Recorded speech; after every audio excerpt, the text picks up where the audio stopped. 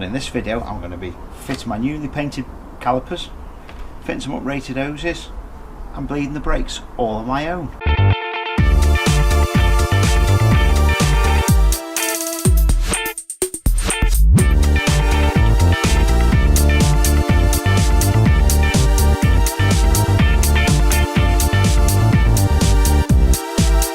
So I'm going to be fitting these ATE style calipers, which are pretty much the same across all the VAG range, fitting some uprated hoses and using an EeziBleed kit. Now the EeziBleed kit is actually quite good. I bought this at Halfords years ago. A bottle that then goes onto a tyre which is pressurised. Bigger tyre the better, because you're only supposed to put 20 psi in. So it pressurises the brake fluid into there, which allows you to bleed it really easily. If you're into VW builds, ideally water cooled, this is the sort of thing that you might want to subscribe to. So go and click subscribe, go and check out some of the other videos. One video has definitely got me painting these, another one actually rebuilding all the seals. So that's pretty much applicable to all cars, whether it's a VW, BMW, whatever, because ATE supply a load of manufacturers and they're all very much similar. I've actually got new guide pins and new guide rubbers. So the silicone grease that comes with it, this is what you really want to put on your guide pin. Doesn't have to be too clean. You can use copper grease. I think copper grease is a little bit dated, but it's the wrong colour. So I'm going to pop this ring into there, take the backing off there. Now you can just see slightly different colour, so if you used copper that's really going to stick out. On a red caliper it's not too bad. Put that up and over, and I've got a rough guide of how tight that should be. You don't really want to over tighten it either. I've got brand new little stops in there. Always put the stops in because that keeps the moisture out. And then your spring pin, this is ideal because that stops that from moving, just puts a little bit of load on all that. And there's a little top tip, just put a little bit of that silicone grease on there where it moves, because that does move ever so slightly, and this clip does help stop vibrations and rattling. It's an anti-rattle clip, and this is where you ruin your brand new paint job.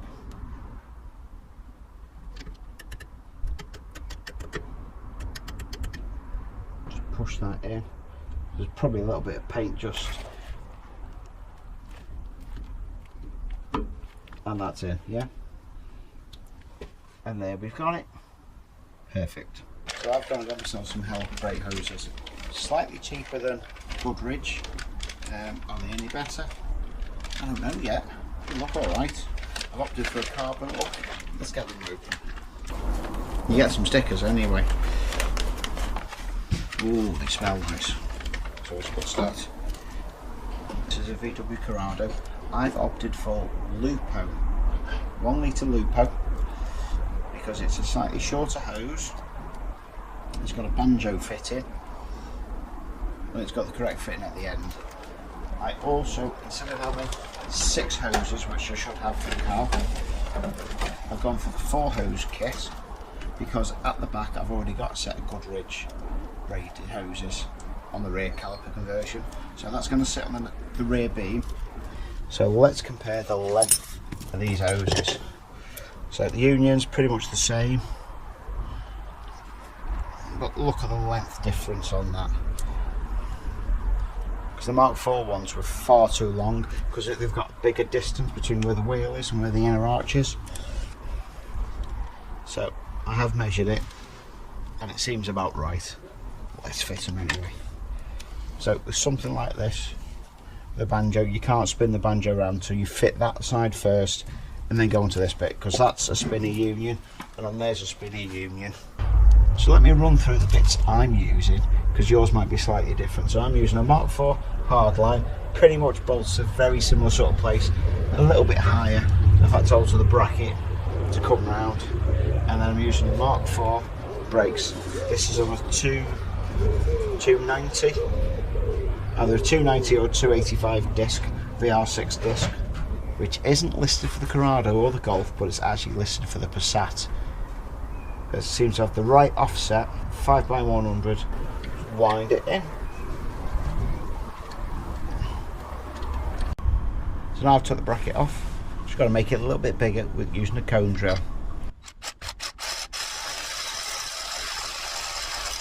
It fits. Close. A little bit from the other side. Now I've also made it bigger, I've also cleaned it up and painted it black. Just make sure that you've got no kinks, everything is all nice and straight before you tighten it up, because this has got a little bit of play on it. Once it's tight, it's tight.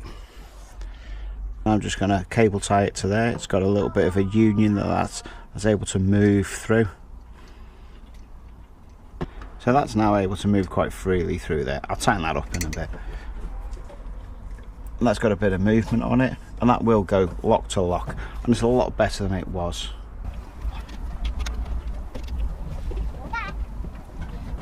Then put the spring clip back in.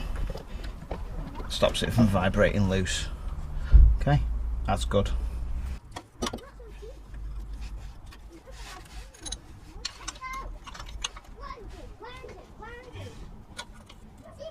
A couple of things I'm not too keen on. Well, it's only really one thing. The diameter of the fitment is a lot wider than what I've got there. Now I'm going to have to go and recheck Lupo before I start saying, oh, that these are the wrong size and it's all down to what they've made. I'm going to recheck the Lupo, do that first, but I'm pretty sure that that's wider. That's about 16.1, 16 mil in diameter, and these are roughly, yeah, it's about 13 and a half, 14 mil. So I'm going to have to re-drill the holes slightly bigger for them to go through. Luckily one of the clips is like a U-clip, and I just widen that, so that's not too much of an issue. Always make sure that you always fit your whatever fittings are on there. These ones can either have a spring clip that goes through. Bearing in mind that the ones I've done on the front are also the same diameter. I've had to modify them to get them to fit, whereas the original Mark IV ones came off okay. And all the VAG stuff are all the same, as you know. One thing I do like, always positive, you get a load of stickers. So I might be using some of those stickers. Some of them are actually transparent, so I can't. Okay, it's an interesting picture on that one. I'll leave that for another time. The kit that I've got, it's a Carbon 4 167. So that's the VW reference number for a Lupo kit. Bear in mind, I'm putting this on a Corrado, not a Lupo.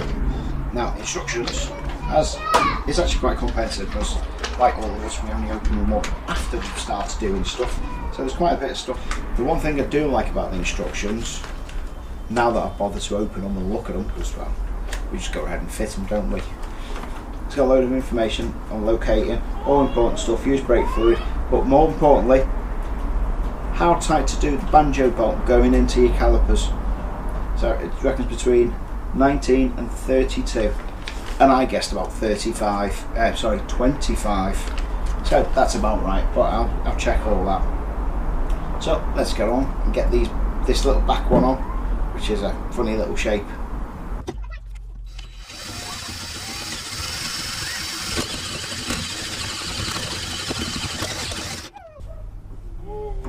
Do you see the mistake I've made? I've drilled out this one because that's the old one that was connected to. But on the version that I need, without the compensator, it would have gone on there. So that was too tight. And that needs to go there, so I'm going to have to drill that one.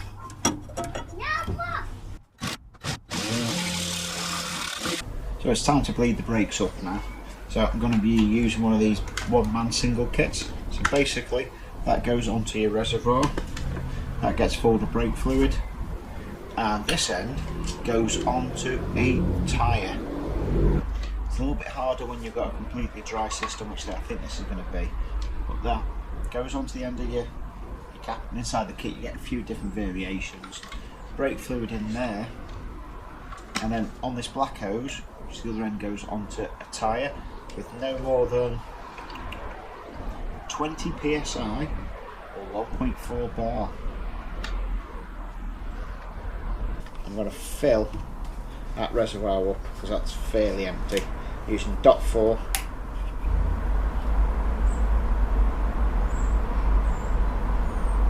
Right, remember, just put a little bit in. A lot of them have got little gauze on the top. Let it to settle. So that looks like it's a nice level. I've walked around all 4 corners and then it doesn't seem to be any fluid on the floor yet, but I'll keep looking. Right, first thing we're going to do is the master cylinder. The master cylinder on my particular version has got 2 little bleed points on there. And what we're going to do is bleed those up, make sure there's no air in the master cylinder to start off with. If you haven't got those, any of the brake unions that actually go in can be a good point. You get some clear hose. Clear hose is really handy because you can see the air bubbles, and then the other end just into an old glass jar so we can see what's going on. And I use a nice clean glass jar, particularly if it's new fluid in a fresh system, so you'll be able to see if there's any contaminants in there.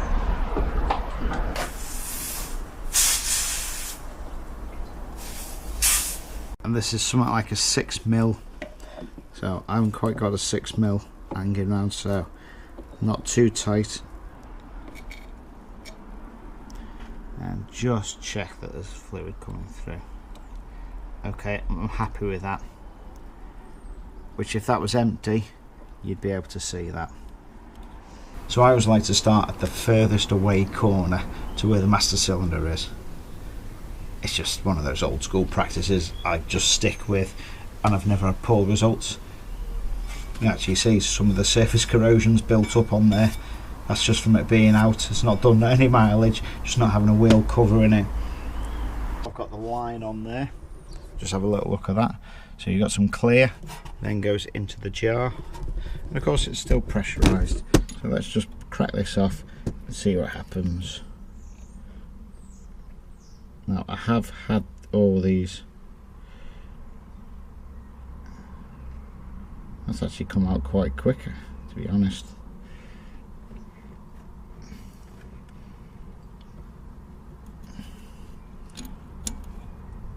Oh, there's the air, okay. You can actually see that coming out, because these brakes have actually been stripped down.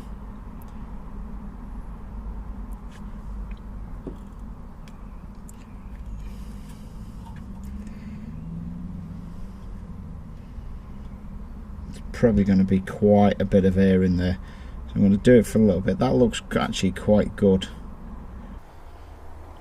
The reason I've stopped it there, I'm going to go around and do all the other 4, just make sure they've a majority of the fluids in there, and then I'm going to apply the foot brake. Using the foot brake is going to make a massive amount of difference, because that only applies, what, 1.4 bar we said earlier. The brake pedal can be up to 200 bar, so that's going to force all the little small amounts of air that could be stuck in the system actually to the end of the system, and then we're going to rebreed them the same way, and that way you don't really need a second person to do it. So you've got to remember to keep an eye on this, because I've actually gone below the minimum, still a little bit in there, but that's why you can fill the reservoir up. So take the airline off, which is just pressurised on the tyre, then you'll be able to fill this up. Add it, just double check that there's fluid in there. Yeah, that's full, we're okay, I'm happy with that. Back on there, and then back on the tyre, get some pressure in the system. You start going a little bit low with that one. You could use a foot pump, you don't need a compressor. Or, if you've got 2 spare wheels, use both. I've done the other 2, no major issues there. Just remember to empty this every so often. Now, you can use this as it is highly corrosive, but it's very good on rust, so particularly loosening off rusty nuts and just leaving it overnight to soak, but that will take off paint work, so be very, very careful. And particularly if you've got newly painted calipers, it doesn't really matter what you've painted them with, just make sure there's no fluid goes on there. So always have a cloth and your brake cleaner. I can't wait to get it back on the road. I'll be able to tidy my driveway up for a start. So we're going to press the brake pedal a couple of times. Whatever you do, don't take it all the way to the bottom. I have heard, I've never had it, of the seals within the master cylinder actually like turning over. Again, I'm not sure if that's an old wives' tale or what, so we're just going to push it right down to the bottom a couple of times. Even if it goes down and it feels spongy, don't worry about that. because that's increasing the pressure within the lines, within the calipers, pushing the air through the system. But doing it this way just gives it a little bit more. It's not bad. It is going down, so that does feel like it's got air in the system, but we expected that. We've stripped down all 4 brakes, rebuilt them, put them all back together. So let's go and do all 4 wheels again. Do the backs first. Again, some fluid has come up, a little bit more air. Okay, and a little bit more air.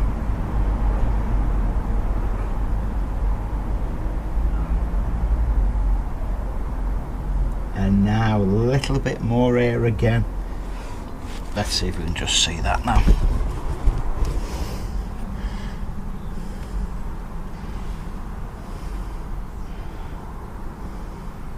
So I'm going to stop it, pump the pedal a couple of times.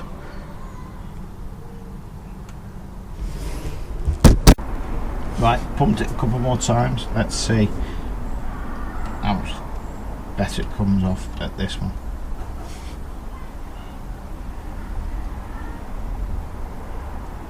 So it's starting to come quite solid. Oh no, just a little bit of air.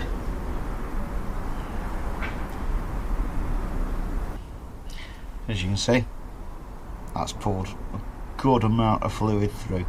So because this is a cross diagonal split system, I'm going to go and do the other side first. So that's going to be the other side front one. Another couple of pumps to see how the pedal feels. Actually, that's a lot more harder. It still goes down to the bottom. Yeah, but that's definitely better. So I'm going to give the whole lot one more pass and just see how she comes. I've got a brake pedal and it feels good. Can't take it out for a road test just yet. Still got quite a few other little jobs to do on it. So if you stuck around this far, thanks very much. You know, if this sort of stuff that you like, subscribe. I've got a load of VW projects lined up. I can see half of them from here. So I've gone round and bled the brakes a couple more times. Every so often coming inside the cabin and just pushing the brake pedal by hand just to help build up that pressure and hopefully move the air out. And guess what, now I've got a pedal. I'm quite happy with that. And that's one more job off the list of getting this old Corrado back on the road. And if you're new to this project, I've basically put a 1.9 diesel into a Corrado, and it's just one of those projects that would be really nice to do because everyone puts an engine in, runs the bare basics, tries to get as much horsepower as possible. I'm trying to make a really nice, well, almost like a GT cruiser. So I've got air conditioning, I've got a radio with a 6-speed gearbox, made my own drive shafts, as you do, ESP, and aiming for really high miles per gallon.